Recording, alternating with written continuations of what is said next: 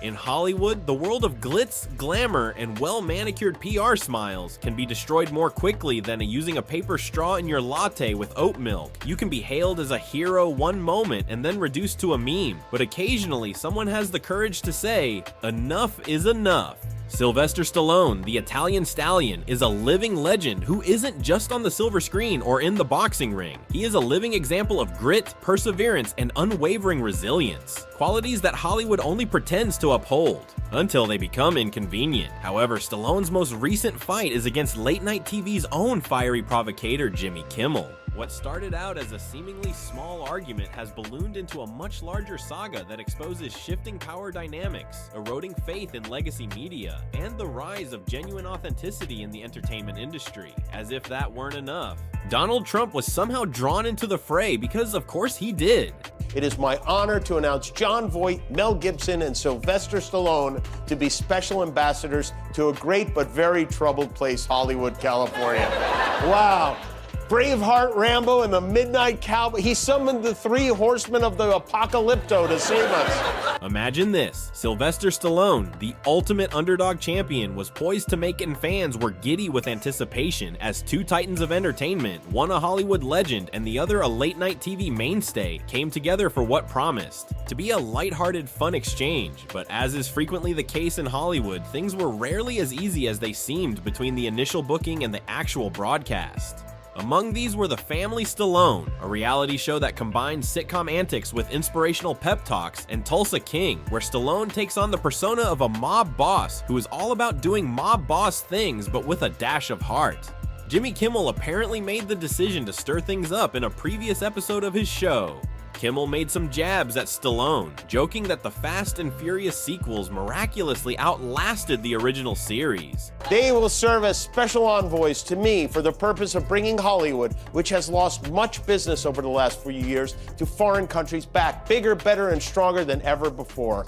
In other words, Trump saw the Expendables 3 on his plane last night and is like, I need those guys to help. These three very talented people will be my eyes and ears, and I will get done what they suggest. It will again be like the United States of America itself, the golden age of Hollywood. Because this is Sylvester freaking Stallone. We're talking about tensions. So many fans didn't find the comments funny and instead thought they were an insult to Stallone's legacy.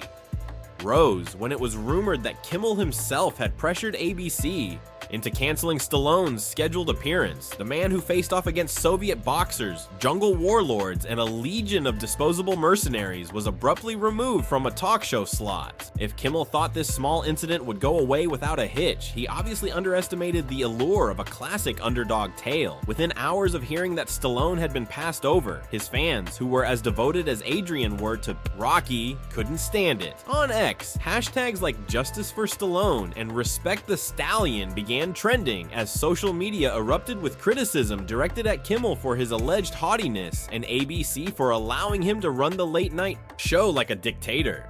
When I did Rocky, if you remember, the first image was a picture of Jesus. It says Resurrection AC Club. I found a church that had been converted to a boxing ring. So the image pans down from Jesus onto Rocky being hit. And at that moment, he was a chosen person, and that's how I began the journey.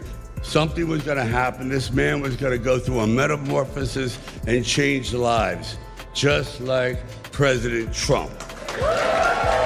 Although Stallone has a great ability to dominate a room with his words, there is always someone willing to criticize him. As we conclude, let's see what Kimmel had to say about the entire mess. And I'll just say this, and I mean it.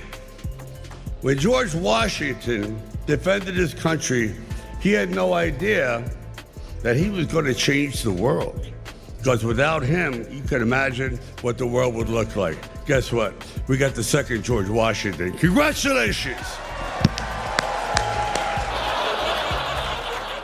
I guess those punches Rocky took to the head were real after all. George Washington was the father of our country. Donald Trump is the father of Eric. Big difference there. Naturally, Kimmel couldn't help but crack his usual corny one-liners, but each joke only served to dig a deeper hole. Let's see what he had to say next. After Stallone, it was Golf Clubber Lang's turn at the podium. You know, I keep wondering when this bromance between Trump and Elon Musk is going to blow up like a SpaceX rocket, but for now at least, it appears to be going strong. Things began to boil up at this point as the response grew more intense. Fallout grew at an exponential rate. Kimmel's numbers, which were already on the verge of collapsing in a time when traditional TV is losing viewers, took a precipitous turn as viewers started to tune out of the dull Super Bowl halftime show. What began as a few lighthearted remarks swiftly turned into a full-blown PR disaster for Kimmel. The network's business giants, ABC and even Disney, quickly acknowledged that they had made a terrible mistake by hiring Stallone and threatened to stop or my mom will shoot in an attempt to patch things up. According to reports, Kimmel and ABC extended an olive branch to Stallone, offering him a return invitation to the show with no conditions attached and the freedom to express his opinions. This was essentially an uncensored Stallone experience, and it was an obvious attempt to preserve not only the show's ratings, but also Kimmel's reputation. Stallone received a resounding no thanks. Not now, not tomorrow. Never in authentic Rocky fashion. Since Stallone has built his reputation on confronting bullies on and off screen, why would he suddenly back down? His refusal was not just a personal stand, it was a public declaration that Hollywood may be a game, but Stallone was no longer playing by its rules. And just when you thought this story couldn't get any stranger, former President Donald Trump decided to weigh in. Stallone stuck to his principles and made it clear that respect is something that cannot be bartered, and he wasn't about to become a pawn in someone else's public relations campaign. The talk show hosts, are they great, or do we need to make them great again and kind of go one by one here? Oh, he's terrible. He's great or great again, Jimmy Kimmel? Well, he's not, he's not. First of all, they all have bad ratings. The one that's the most successful is Greg. Is who? Greg Gutfeld. So Jimmy Kimmel, we got to make him great again. Well, Jimmy Kimmel's a loser. Look, we would do Jimmy Kimmel. I'd do Jimmy Kimmel. I did him a lot. Maybe confusing me with Stormy Daniels, I don't know. Trump announced at a rally that he was designating Stallone as a special ambassador of resilience. No one knows for sure what that means, but it sounds good.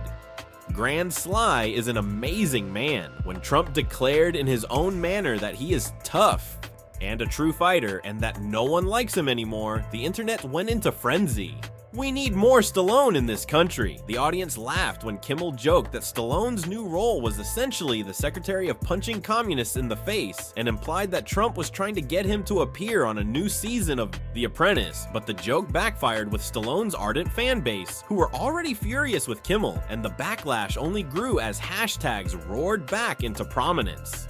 Stallone himself probably kept quiet because he knew that getting involved in political controversies would only muddy the waters. Deeper cracks in the late night have been exposed by this entire fiasco. Late night talk programs, which were once the dominant force in entertainment, are now fighting to remain relevant in a world where podcasts are taking over. Social media and YouTube, why put up with staged jokes and awkward interactions when you can see uncut, unedited conversations on websites like the Joe Rogan Experience, or see Stallone and Greg Gutfeld have direct conversations, always ahead of the curve. Stallone is riding this wave instead of relying on the media establishment. He is embracing platforms that allow him to communicate with his fans directly, without any filters or PR spin, and his following is loving it. The rise of these alternative platforms serves as a warning to Hollywood celebrities that they no longer need to use the traditional media pipeline to connect with their fans. Instead, they can connect with the public directly and avoid the gatekeepers. For Kimmel, this trend is problematic, but it's also a fantastic opportunity. In the end, Stallone's determination to uphold his morals was successful without him having to throw a single punch.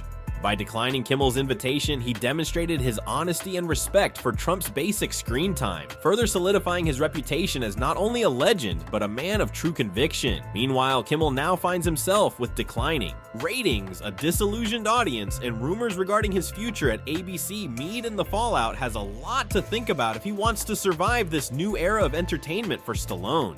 This moment is more than just a victory, it's a reminder of why we have admired him from the beginning. He is more than just an actor, he is the epitome of the underdog, the man who never gives up, never gives in, and always stands up for what he believes in. My friends, is the real knockout, so here's to Stallone, a man who demonstrates to us that resilience is a way of life, rather than just a catchphrase. If you liked today's video, please hit like and subscribe. I'll see you in the next one.